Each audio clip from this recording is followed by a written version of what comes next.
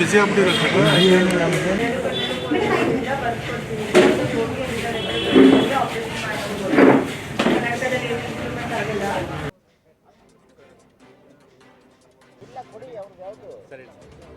ಮಾದೇಗೌಡರು 66ನೇ ವರ್ಷದ ಹುಟ್ಟುಹಬ್ಬವನ್ನು ಆಚರಿಸ್ಕೊತಾ ಇದ್ದಾರೆ. ನಮ್ಮ ಕಾಂಗ್ರೆಸ್ ಪಕ್ಷದ ವತಿಯಿಂದ ಅವರಿಗೆ ನಾವು ಶುಭಾಶಯವನ್ನು ಕೋರುವಂಥದ್ದಕ್ಕೆ ಬಂದಿದ್ದೇವೆ. ಒಳ್ಳೆಯ ಆಯಸ್ಸು ಆರೋಗ್ಯ ಕೊಟ್ಟು ಈ ರೀತಿ ಸೇವೆ ಮಾಡುವಂಥ ಮನೋಭಾವ ಎಲ್ರಿಗೂ ಬರಲ್ಲ. ಅದರಲ್ಲಿ ಭಾಳ ಪ್ರಮುಖವಾದ ರಾಜಕಾರಣಿಗಳಿಗೆ ನಿಜವಾಗಲೂ ಜನಸಾಮಾನ್ಯರ ಕಷ್ಟ ಸುಖಗಳನ್ನು ಅರಿತು ಅವರಿಗೆ ಅವ್ರ ಸಮಸ್ಯೆಗಳನ್ನು ಬಗೆಹರಿಸೋ ದಿಕ್ಕಿನಲ್ಲಿ ಕೆಲಸ ಮಾಡುವಂಥ ವ್ಯವಸ್ಥೆ ಭಾಳ ಕಮ್ಮಿ. ಆದ್ದರಿಂದ ಮಾದೇಗೌಡರು ಪಾಪ ವಿಭಿನ್ನವಾಗಿದ್ದಾರೆ. ಇವತ್ತು ಎಲ್ರಿಗೂ ಕಣ್ಣು ತಪಾಸಣೆ ಮಾಡಿಸಿ ಅವ್ರಿಗೇನು ದೋಷ ಇದೆ ಅದನ್ನು ಸರಿ ಮಾಡಿಸುವಂಥದ್ದು ಮತ್ತು ಕನ್ನಡಕನ ಆನ್ ಸ್ಪಾಟಲ್ಲಿ ಕೊಡಿಸುವಂಥ ಕೆಲಸವನ್ನು ಮಾಡ್ತಾಯಿದ್ದಾರೆ. ಏನಾದರೂ ಆಪ್ರೇಷನ್ಸ್ ವ್ಯವಸ್ಥೆ ಬೇಕು ಅಂದರೆ ಅದಕ್ಕೂ ರೆಡಿ ಮಾಡಿದ್ದಾರೆ. ಅವರು ಹಾಸ್ಪಿಟ್ಲಲ್ಲಿ ಹೋಗಿ ಜಾಯ್ನ್ ಆಗಿ ಉಚಿತವಾಗಿ ಎಲ್ಲ ಕೊಡ್ತಾಯಿದ್ದಾರೆ. ಸೊ ಇಂಥ ವ್ಯಕ್ತಿಗೆ ನಾವೆಲ್ಲರೂ ಸೇರಿ ಇನ್ನು ಮುಂದಿನ ದಿನಗಳಲ್ಲಿ ಒಳ್ಳೆ ಆರೋಗ್ಯ ಆಯುಸ್ಸು ಮತ್ತು ಅಧಿಕಾರ ಎಲ್ಲವೂ ಅವರಿಗೆ ಲಭಿಸಲಿ. ಇಂಥ ಕಾರ್ಯಕ್ರಮಗಳನ್ನು ದೊಡ್ಡ ಮಟ್ಟದಲ್ಲಿ ಮುಂದಿನ ದಿನಗಳಲ್ಲಿ ಮಾಡುವಂಥದ್ದಕ್ಕೆ ದೇವರು ಅವಕಾಶ ಮತ್ತು ಕರುಣೆಯನ್ನು ತೋರಿಸಲಿ ಅಂತ ನಾನು ಇವತ್ತು ಆಶಿಸ್ತೀನಿ.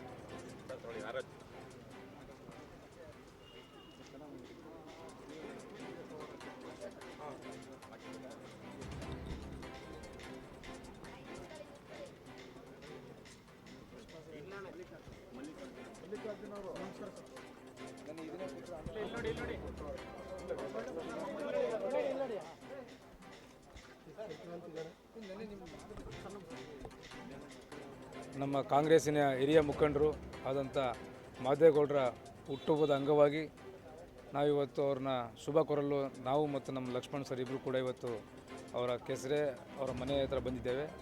ಇಲ್ಲಿ ಅವರು ಭಾಳಷ್ಟು ಸಾರ್ವಜನಿಕರಿಗೆ ಅವರ ಹುಟ್ಟುಹಬ್ಬದ ಅಂಗವಾಗಿ ಏನಾದರೂ ನನ್ನ ಕಡೆ ಆದಂಥ ಸೇವೆಗಳನ್ನ ಮಾಡಬೇಕು ಅಂತೇಳಿ ಇವತ್ತು ಕಣ್ಣು ತಪಾಸಣೆ ಮತ್ತು ಕನ್ನಡಕ ವಿತರಣೆ ಕಾರ್ಯಕ್ರಮ ಇಟ್ಕೊಂಡಿದ್ದಾರೆ. ಅದೇ ಥರ ಈ ಮೂಲ ನಿವಾಸಿಗಳಿಗೆ ಎಲ್ಲರಿಗೂ ಊಟದ ವ್ಯವಸ್ಥೆ ಕೂಡ ಮಾಡಿದ್ದಾರೆ.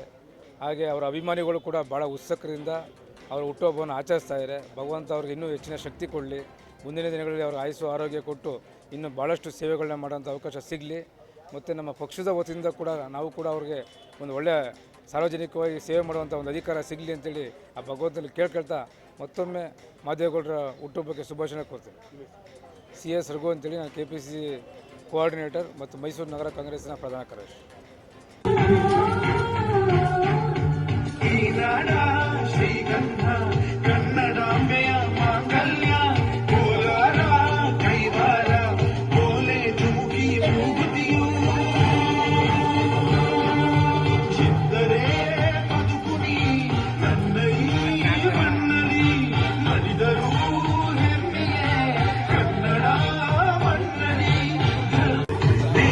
ಯೋಗಿಯ ಬೆಳೆಯಲ್ಲ ಅವಳ ಮುಡಿಗೆ ಕುಸುಮಗಳು, ಹರಿಯುವ ನದಿಯ ನೀರಲ್ಲ ಅವಳ